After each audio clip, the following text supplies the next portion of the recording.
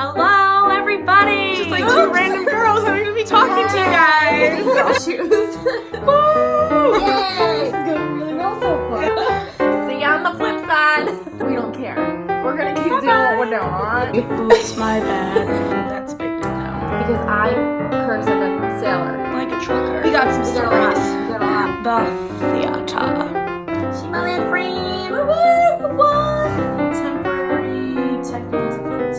A little piece of my soul dies every time I think about inappropriate content coming your way.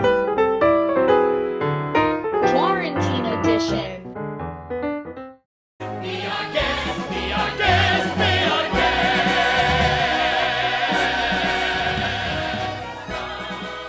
Hey everybody, and welcome back to A View from the Mez, a chat with Broadway babes. I'm Tracy. And I'm Gina.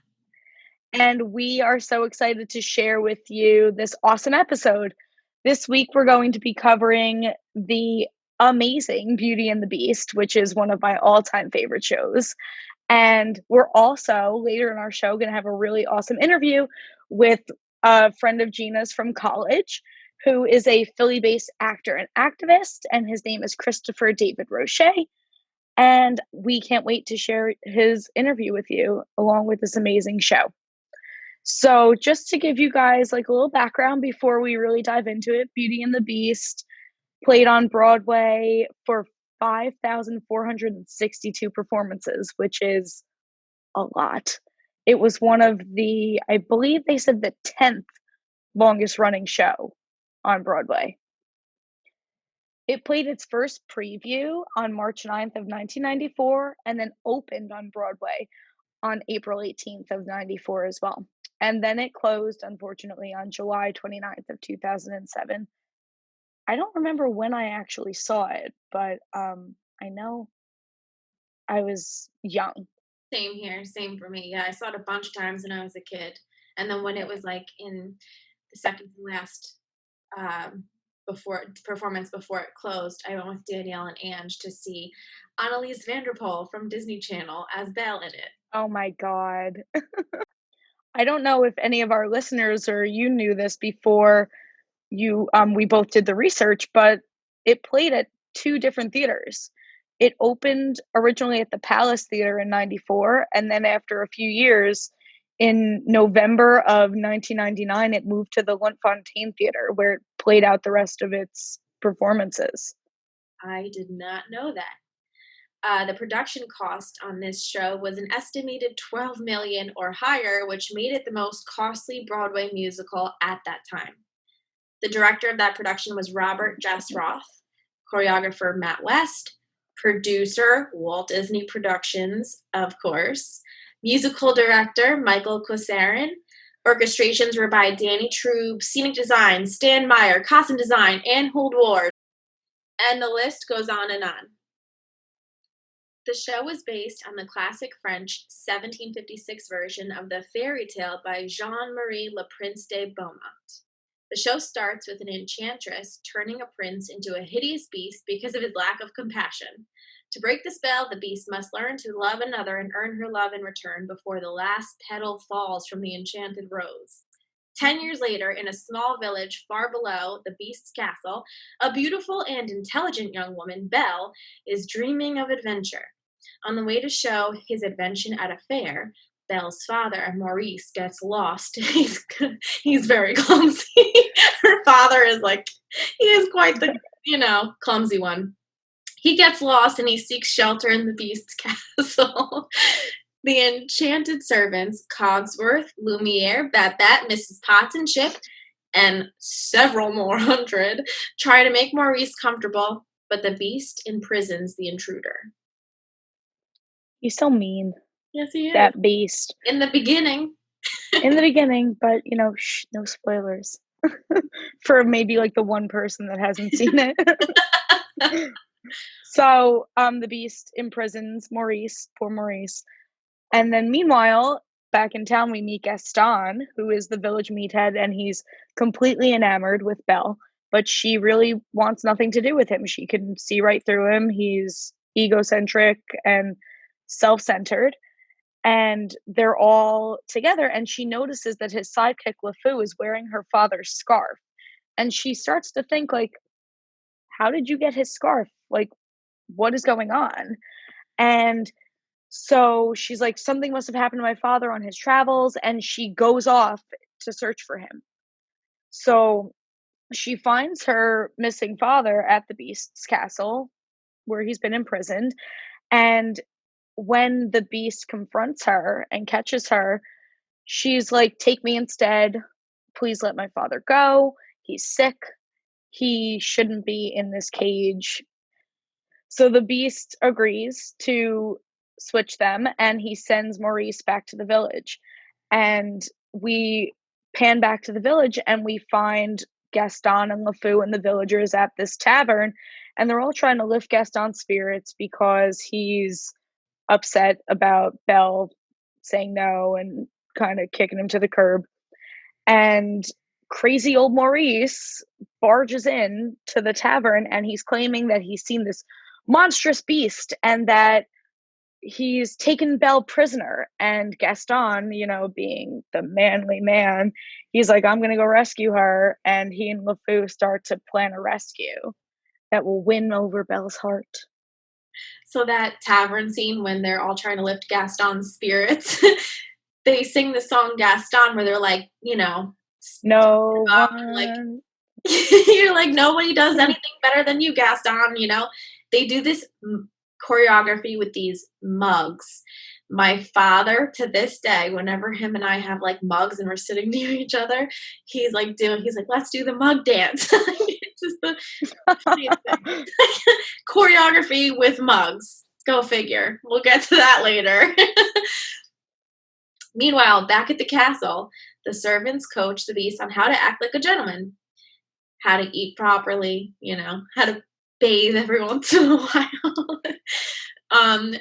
When Belle refuses to accept the Beast's first invitation to dinner, he loses his temper and tells her to starve. How very charming. Try to do your impression. Go ahead and starve. It's like a mom when you like don't want to eat what she cooks for dinner. Oh my god. Oh god, that's so true. Oh god, okay. However, Lumiere and the servants offer Belle an extravagant feast anyway, which is where they sing the big number, Be Our Guest. Be our guest. Be our guest. Put our service to the test. I love the that great song. stuff. It's delicious. I made the gray stuff last week. You did. And you need to give me the recipe, and I'm going to make it. Or you could just make it and give me some. Maybe. That could be arranged. So after Cogsworth gives Belle a tour of the castle, which Cogsworth shouldn't have been doing that, she wanders off into the Forbidden West Wing because, of course, you know, she was told don't go in there. So what is she going to do? She's going to go in there. And the Beast catches her and freaks the fuck out. And that causes her to flee the castle and run away into where else but the woods, because it's the only way she can, you know, that's all that's out there is the woods. She gets attacked by werewolves. It could have gotten a lot more gruesome, but thank God the Beast swoops in. She gets attacked by werewolves?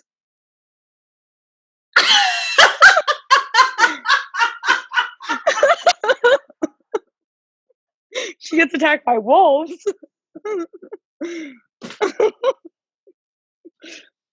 Pretty sure there weren't any werewolves in Beauty and the Beast. As if this shit wasn't sci-fi enough. Man turns into a beast. Werewolves. We don't need werewolves at this point. We're good. Oh my god, I can't. I heard that and I was like, wait, did my brain, like, it took my brain a second to process that, and I was like, no, that's not right. There were no werewolves in Beauty and the Beast. And then Dracula stepped in. I mean, let's just throw in Frankenstein at this point. Oh. Listen, we got a lot of good friggin' bloopers. Listen, I might keep that in. Okay. All right, y'all. So she was she, get it together. Okay, here we go. We're gonna do this. No, we're not. She was attacked by werewolves. Poor Belle. Oh god, my stomach hurts. Okay. Guess I can skip abs for 2 days. Oh god, that hurts. Okay. She flees the castle into the woods and is attacked by wolves. All of a sudden, the beast rushes in and saves her because to this day I'm not sure if he was like, "Oh my god, she's gonna die out there in the woods. I gotta go save her," or if he was like, "Shit, you're not getting away." Get back here. But as he's like jumping in to save her, he starts getting attacked by the wolves pretty badly. How a little tiny frame of a woman was able to fend off wolves with a little stick for a while, but then this huge beast comes and he's getting getting ripped apart. Oh And boy. she turns into like the hero kind of because he's laying there Half dead. half dead.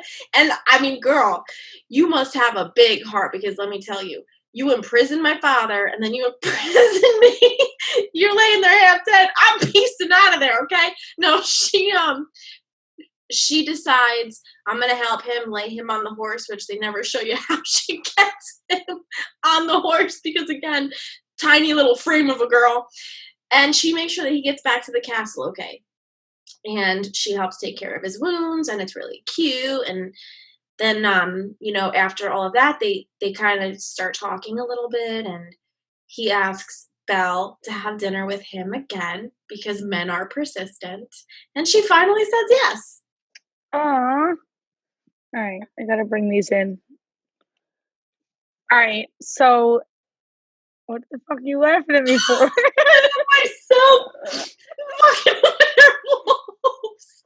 Bully. You're a Fucking bully. Dracula. Alright.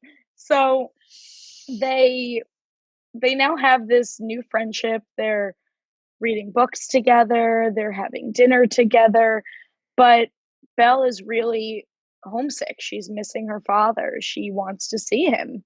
So the beast shows her his magic mirror and he's like, use this. And if you tell it, like, show me my father, you'll be able to see your father and maybe it'll help you be a little less homesick. So she takes the magic mirror and she goes, show me my father. And when her father comes into the mirror, she can see that he's in trouble. So she's like, I need to go to him. I need to help him. And despite the beast being really like heartbroken, he lets her go. He's like, all right, bye. No, he's like, go to him, go help him. Like, I free you. You're no longer my prisoner. Like, go to him. The beast lets her go because she can see in this mirror that her father is searching for her. He's really trying to find her and he's in trouble in the forest. He's lost and he's sick and it's cold. So she finds him and she brings him back to the village where they find that Gaston has been really shady. Go figure. And he has arranged for Maurice to be taken to a loony bin, an insane asylum, and they're waiting there to take him away. But Belle is like, he's not crazy. I can prove it to you. And she shows them the magic mirror and she's like, show me the beast. And all of the villagers, including Gaston and LeFou, can now see the beast and they know that Maurice isn't lying and that Belle isn't lying. But Gaston can kind of see that Belle has some kind of affection for the beast and he gets a little jealous. And, he's a manly man, a meathead, like we said earlier. And he's like, oh no, this can't happen. So he like really like gets the villagers into a frenzy, and he's like, we need to kill this beast, it's dangerous, he'll come kill our children and like wreck our village. So they sing the mob song, which is probably one of my like favorite songs from the movie. And they storm the castle, and Gaston confronts the beast in the West Wing, and they battle, and the beast is so much stronger than Gaston, but he refuses to kill him. He's like, he's not going to become a killer to prove that he is still human inside. But Gaston runs away in shame because he's like, that was my point. I wanted him to kill me, like to show Belle that he really is a beast. But he does injure him. Gaston really injures the beast, and Belle finds him, and she's like, I love you, like, please don't leave me. And she breaks the spell, and the beast transforms back into the prince. I'm gonna cry. Aw. And all of the servants become human again, and they all live happily ever after, because that's how all Disney movies end. That's how Disney does it. The moms are dead, and there's a happy ending. And all of the girls get a prince. Yeah. Kind of going off on that a little bit. When I was in college, I took a women's studies course, and we discussed Disney movies and how they can impact a little girl's life. And I mean, to be honest, I saw their point in it. It was basically like, all right, in The Little Mermaid, the heroine is this tiny little skinny thing, and the villain is this fat older woman. And in Beauty and the Beast, it was discussed that people thought that it was kind of teaching young girls, oh, here's this guy who's extremely angry. Stick with him. He'll get better. He's imprisoning you and your father, and he's mean. He's an okay guy. Stick with it. He'll turn into your Prince Charming in the end. And like, until they said that in my class, I didn't grow up thinking that. I didn't. I don't know if there's like studies on like how psychologically that affects people, but I didn't think that. I love the movie. I love the Broadway show. I mean, like I said, I saw it a couple of times as a young kid, and then I saw it when I was a little older in 2007, right before it closed, and loved it even more. And it's Disney. It's fun. It's cute. It's, you know what you're getting. You've seen the movie. The Beast's transformation on stage is something like, it's phenomenal. It's like so magical. And I still to this day don't know how they did it, and I'm going to find out. I promise. I'm going to find out. Yeah, I don't know how they did it either, but I remember it. I was probably 5 or 6 when I saw the show. So I'm thinking 94, maybe 6 or 7, because I saw it when it was pretty early on.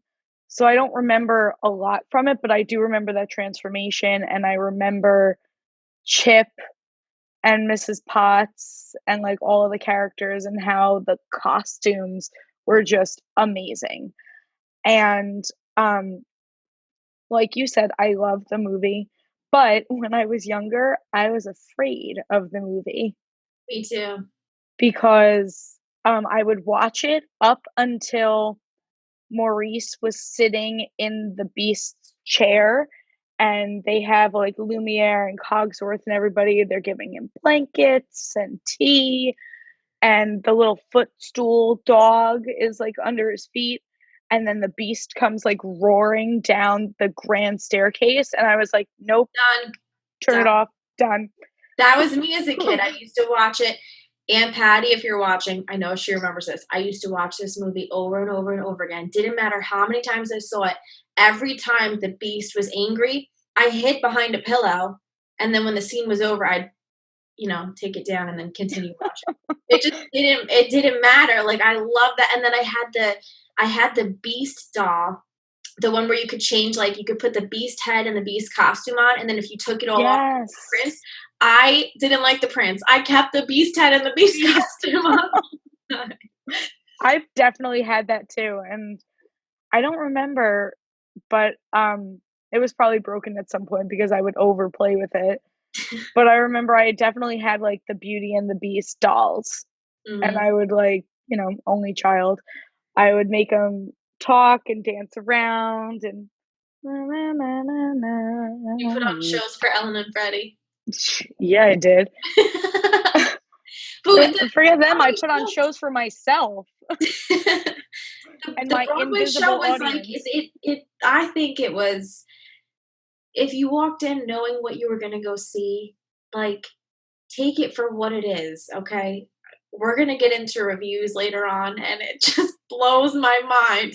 Did you guys never I'll talk about it when we I'll talk about it later. Don't get worked up, Anyway, we're not there yet. we're not there yet. So the big number, the Be Our Guest number was just mind-blowing. I mean, the silverware, the plates, the teacups, everything is dancing and spinning and the choreography with these huge costumes. It was like gorgeous. Gorgeous. And it cuz when you see a Disney film and there's this big moment, you think on stage they can kind of recreate that, but unfortunately a lot of shows don't want to or can't. And this was such a big part of the storyline and such like a spectacle that everybody remembers that they did it. They pulled it off and it was amazing. That that's that's why the production cost was so high. They spared no expense. Yeah. They So really wanted to bring you in, pull you into this magical world of Beauty and the Beast, like, make you feel like you were in the movie. true. Mhm. And being a Disney fan, like, you don't wanna see the movie, like, spit onto the screen. I mean, onto the stage. You want a little bit of difference here and there, and they did that. They didn't verbatim put the movie into a show. They added more songs, they added dance numbers. Like, did it have the same plot line and the same characters? Yeah, absolutely, because who would wanna go see Beauty and the Beast without Belle? Exactly. I think only one of the I think like one of the small changes from the movie to the stage version is that in the movie Gaston like ends up falling off of the castle and he's Yes. presumably dead, but they didn't Mhm. do that on stage. They have him run away. Right, they have him run away. Yep, absolutely. But So, it was just an amazing show. I wish they would bring it back. I heard that there were rumors that they might. well, it just played at the Paper Mill like last year, I think. Mhm. And I'm like, they could totally bring it back to Broadway. There were Not rumors of now. revivals. Not now. Not now. Because Frozen just announced it was closing, and that I can't believe. But Oh, anyway, no. this show was nominated for 9 Tony Awards, but it only won one, and that was for Best Costume Design by Anne Holdward. It was also nominated for 10 Drama Desk Awards, but didn't win any of those. And then Burke Moses, who played Gaston, won a Theater World Award. Huh.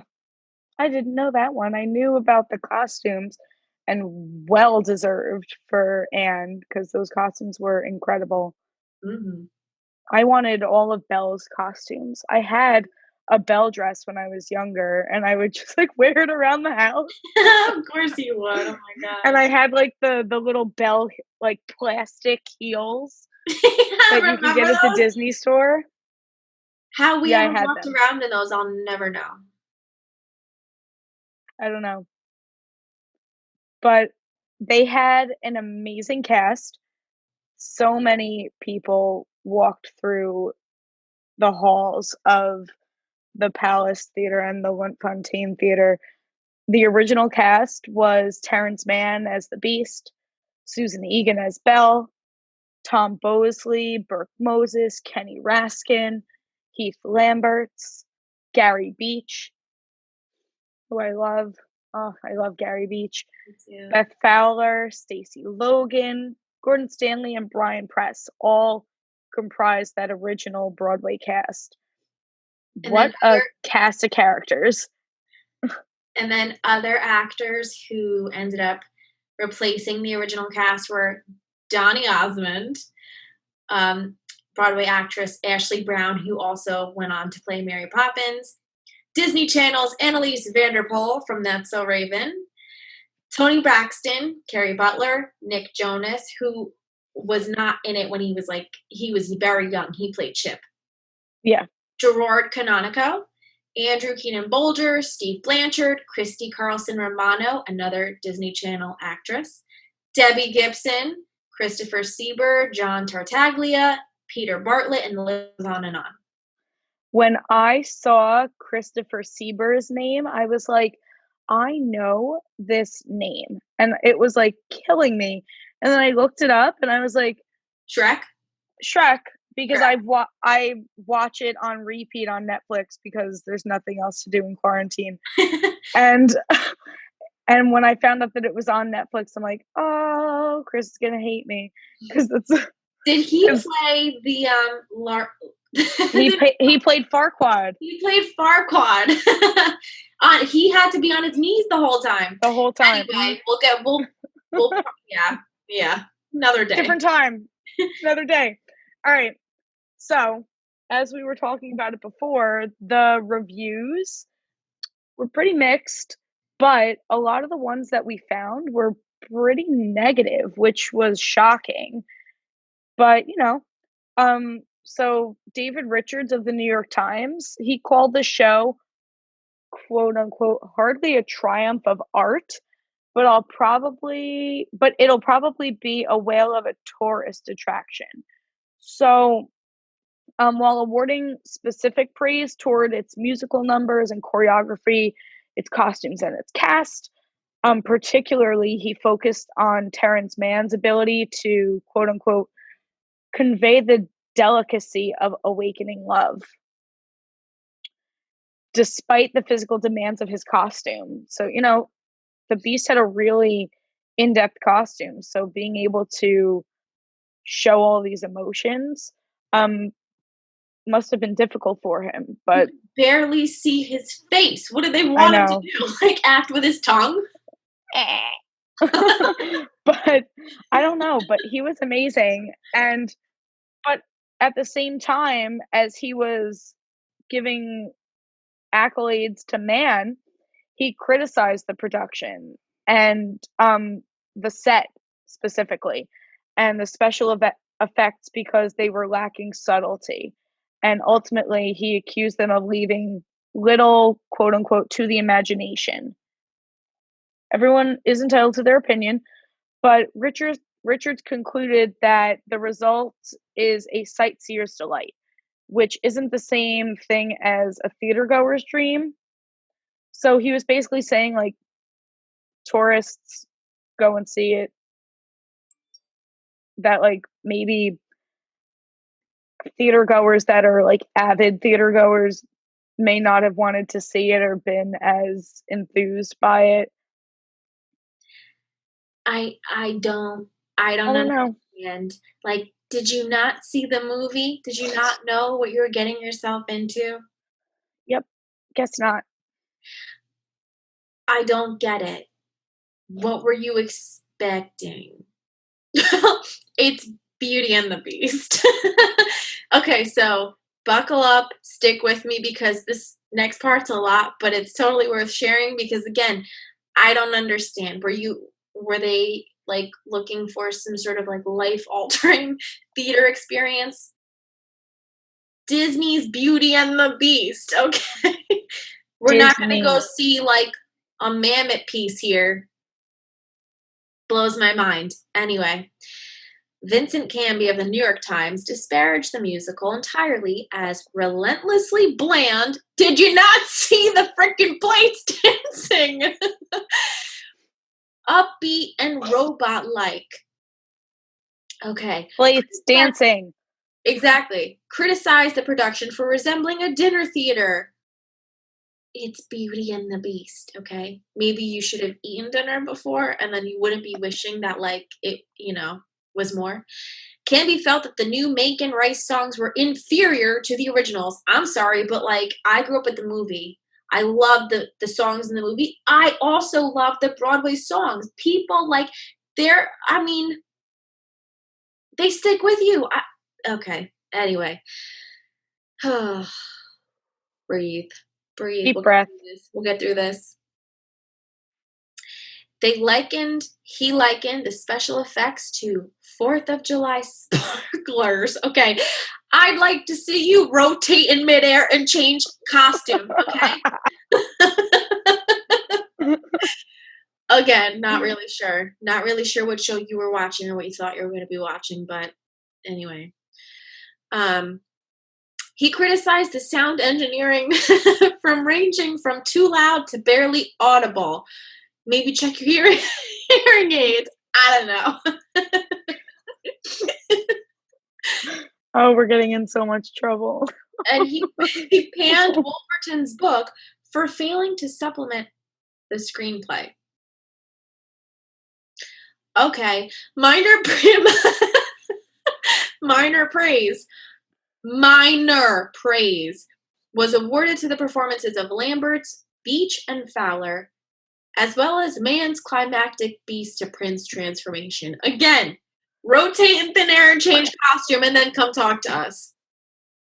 In addition to predicting that Beauty and the Beast would be derided by traditional Broadway theatergoers, yeah, no shit, Sherlock, and alike, variety writer Jeremy Gerard was largely negative in his own review. Oh, you guys, the hits just keep coming. While admitting that the production boasts several real pluses, Gerard criticized the show for appearing, and I quote, bloated, padded, gimmick-ridden, tacky, and utterly devoid of imagination. And again, I go back to rotating in midair and changing your costume. Knives dancing and shit, okay? Okay. I'm going to start pulling my hair out. That's what they're going to start making me do. I don't get it. You saw a Disney production. You didn't go and see Hamilton. You saw Disney's Beauty and the fucking Beast. Okay. I need to breathe because this next part just also is worse. It gets worse. In and out. In and out. In and out. The critic voiced his strong disapproval of the costumes, which won a fucking Tony Award, while dismissing the sets as something designed to be seen by people in moving seats, maybe at Disneyland, panning West's choreography and ultimately deriding Roth's directing and blocking of actors who, and I quote, look generally like they're following dotted lines on the stage. Did you go to this production drunk and high? I don't know. I don't know. Are you sure you saw Beauty and the Beast? I don't know. Maybe? I don't. Critics agreed that Roth's direction and West's were equally uninspired. Whatever, bro. Everyone's entitled to their opinion. We might not agree with it, but Here we go. In a mixed review with a headline reading, Beauty and the Beast isn't magical in the least. Someone pissed in your Cheerios, even if it does bristle with magic tricks. New York's John Simon wrote that the production resembles a belated infomercial for the I need to step away. Yep. For the film by which he was bored, yet impressed by its special effects and illusions. Oh, finally, somebody who part of the brain is working. Simon also felt that the actors struggled to resemble their animated counterparts despite Holdward's criticizing Egan's acting. You don't come for Egan, okay? You don't come for her. She's a golden treasure of the stage. Susan, girl. We got you. Do not let them get to you, okay? I know this was like decades ago. A long time ago. But I hope to God you didn't listen to this shit, okay? Because they must have had some fucked up childhood that they're taking this out on Disney's Beauty and the Beast. Do I have to remind you people? Oh, this episode is Again. going to be so interesting. Listen, y'all, I've only had this much wine. I'm dead serious. This is sober Sally here speaking the goddamn truth, okay? You walk into something, you know what you're walking into. My lights just went. It's a ghost. Um, You're gonna go see Annie. You know you're not gonna go see fucking Hamilton, okay? It's not gonna be Hamilton quality. It's gonna be little kids singing, okay? the sun will come out tomorrow. Exactly. You go see The Wizard of Oz, you're not gonna go fucking walking in there thinking, I think this is gonna be like Evita. It's gonna be like brilliant. No. It's going to be the Wizard of Oz. They're going to skip down the yellow brick road. All right, deep breath. Jesus. You guys, that just really, that just threw gasoline onto my fire. I mean, You want to know how to really make Gina mad? You mess with Beauty and the Beast, and she will kill you. and this is the thing, is I'm not going to sit here and say it's brilliant theater, it's beautiful artwork. It's not. But you should know that going into it. Yep. All right, deep Anyway, breath. Deep breaths. Guys, we are so excited to talk to our special guest today, Philly-based actor and activist Christopher David Roche, who most recently worked at the Sierra Repertory Theater Company in California. He's been all over. He's been doing acting all over at different theaters, different states, and he is here today to talk to us about all of that, and we can't wait for you to see.